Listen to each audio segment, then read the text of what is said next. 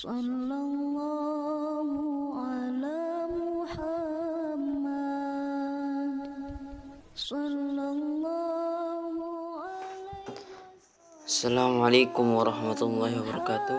Kali ini kita akan belajar hadis ke-19, pertolongan dan perlindungan Allah. An Abil Abbas ibni Abdillah bin Abbas radhiyallahu anhu qala kuntu khalfan nabi sallallahu alaihi wasallam yawman faqala ya ghulam inni u'allimuka kalimatin ihfadillaha ihfadillaha tajidhu tujahaka idza sa'alta fas'alillaha wa idza ista'anta fasta'in billahi wa alam anna al-ummata law ijtama'at ala ayyan fawqa bi syai'in lam yanfa'uka illa bi syai'in qad katabahu Allahu 'alaik wa in ijtama'u ala an yadurruka bi syai'in lam yadurruka illa bi syai'in qad katabahu Allahu 'alaika rufi'atil aqlamu wa jaffatil suhufu rawahu Tirmizi ihfadillah tajidhu amamaka ta'arruf ila Allahi fi rakhai ya'rifka fi syiddati wa alam anna ma akhta'aka lam yakun yusibaka wa ma asabaka lam yakun yukhti'aka wa alam anna nasra ma'as sabri wa anna al-faraja ma'al karbi wa anna ma'al usri yusra.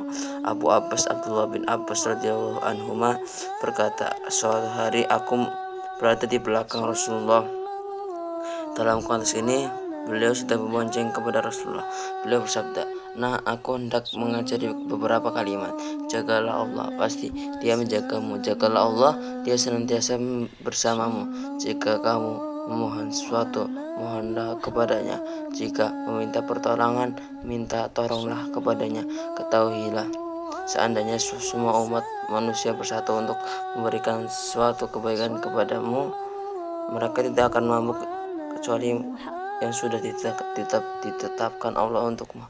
Seandainya semua umat manusia bersatu untuk mencelakakanmu, mereka tidak akan mampu kecuali keburukan yang telah ditetapkan Allah untukmu. Panah telah diangkat, tinta telah kering. Hadis riwayat Tirmizi. Riwayat lain menyebutkan, jagalah Allah, pasti kamu selalu bersamanya. Kenalilah Allah saat kamu lapang, pasti Dia mengenalimu saat kamu susah. Ketahuilah apa yang luput darimu tidak akan menimpamu, dan apa yang menimpamu tidak akan luput darimu. Ketahuilah kemenangan seiring dengan kesabaran, jalan keluar seiring dengan cobaan, dan kemudahan seiring dengan kesulitan. Ahamiyatul hadisnya, Ibnu Rajab Al-Hambali dalam kitab Jami' Ulum wal Al-Hikam berkata, hadis ini memuat pesan-pesan dan kaidah yang sangat penting. Perhatian Nabi untuk fikul hadisnya, kandungan hadisnya. Perhatian Nabi untuk memberi nasihat dan mencetak generasi teladan. Ucapannya akan kekal sepanjang masa dan cara penyampaiannya sangat bagus. Ibnu Abbas memberitahu kita tentang nasihat yang sangat singkat dan syarat akan makna yang ia dapat dari Rasulullah. Kandungan yang ketiga adalah jagalah Allah, niscaya Allah menjagamu. Maksudnya komitmenlah terhadap perintah-perintah Allah. Jangan mendekati atau bahkan melanggar batasan-batasannya. Yang keempat adalah pertolongan dan dukungan Allah. Barang siapa yang melindungi agama Allah, maka Allah akan bersamanya, memberi kemudahan, pertolongan dan perlindungan, terutama pada saat sulit. Jagalah masa mudamu. Barang siapa yang menjaga agama Allah pada usia muda, maka Allah akan menjaganya di saat usia semakin menua. Kekuatannya mulai melemah.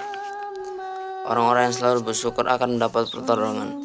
Seorang mukmin akan mendapatkan perhatian, perlindungan, dan pertolongan Allah adalah seorang hamba yang bersyukur. Hanya kepada Allah kita memanjatkan doa dan meminta pertolongan. Rasulullah memberikan pengarahan kepada saudara sepupu Ibnu Abbas, segenap kaum muslimin untuk selalu bergantung kepada Allah. Yang ke-8 adalah berdoa kepada Maha dekat dan Maha menjawab. Meminta kepada Zat yang tidak pernah bosan untuk memberi. Menghindari meminta kepada manusia merupakan kesempurnaan tauhid. Yang ke-10 adalah meminta kepada selain Allah adalah kehinaan. Jika seorang dimintai bantuan, maka hanya dua kemungkinan, memberi dan atau menolak. Jika memberi, ia akan menyebut-nyebut pemberiannya itu, dan jika menolak, ia akan menolak dengan kata-kata yang sangat menyakitkan. Yang ke-11 adalah meminta pertolongan kepada Zat yang Maha Kuat. Manusia senantiasa membutuhkan bantuan, baik dalam perkara yang besar ataupun perkara yang kecil. Tidak ada yang mampu memberi semua bantuan tersebut kecuali Allah. Meminta pertolongan kepada selain Allah adalah kerendahan dan kelemahan. Ketika meminta bantuan kepada seorang, tentu dituntut memperlihatkan kelemahan, kebutuhan, dan kerendahannya. Padahal sikap seperti ini adalah esensi dari makna ibadah yang tidak layak ditujukan kepada selain Allah. Iman kepada qadar dan qadar mendatangkan kedamaian dan ketenteraman. Setelah merasa yakin akan perlindungan dan pertolongan Allah dalam semua aspek kehidupan, maka seorang mukmin tidak akan peduli dengan berbagai upaya yang membahayakannya. Beriman kepada qadar mendatangkan keberanian telah jelas bahwa manfaat dan mudarat akan ketetapan yang pasti. Seorang tidak akan mendapatkan kecuali atas ketetapan Allah. Keimanan